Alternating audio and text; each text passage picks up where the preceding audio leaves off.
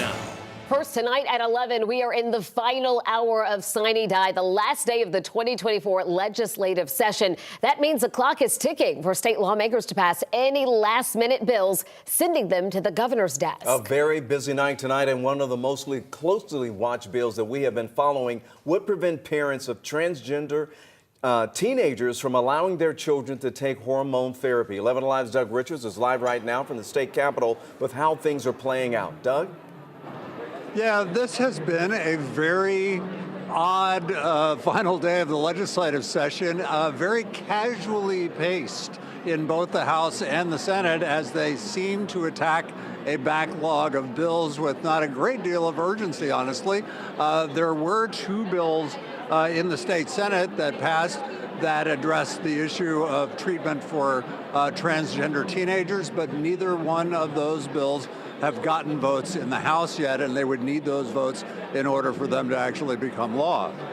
All day long today, there were trans activists in the hallways of the Capitol. They were nearby when Governor Brian Kemp exited the House of Representatives this evening after he congratulated lawmakers on almost getting through the 40-day session.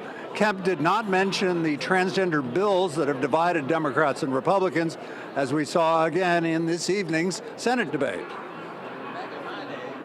Gender dysphoria is something that certainly needs treatment. It should start out with voluminous mental health care, but it should not end in children with irreversible changes. But if you're a parent who has gone through the years of struggling and suffering that comes with being a trans child in this country, you are banned from the one miracle that allows your child to keep living in the state of Georgia without some of the worst, most dire consequences. That ban on hormonal therapy passed the Senate on a party line vote. It cannot become law until or unless the House of Representatives passes it between now and midnight. All right, Midnight's Doug. kind of a fluid deadline. Yeah, the clock is ticking. So, Doug, what else is still on the table at this hour? Well, so the House just passed a voter bill that Democrats complained would lead to mass challenges of voter rolls. Republicans said it was a voter integrity bill. That bill passed the House today. You talked about sports betting early in the show.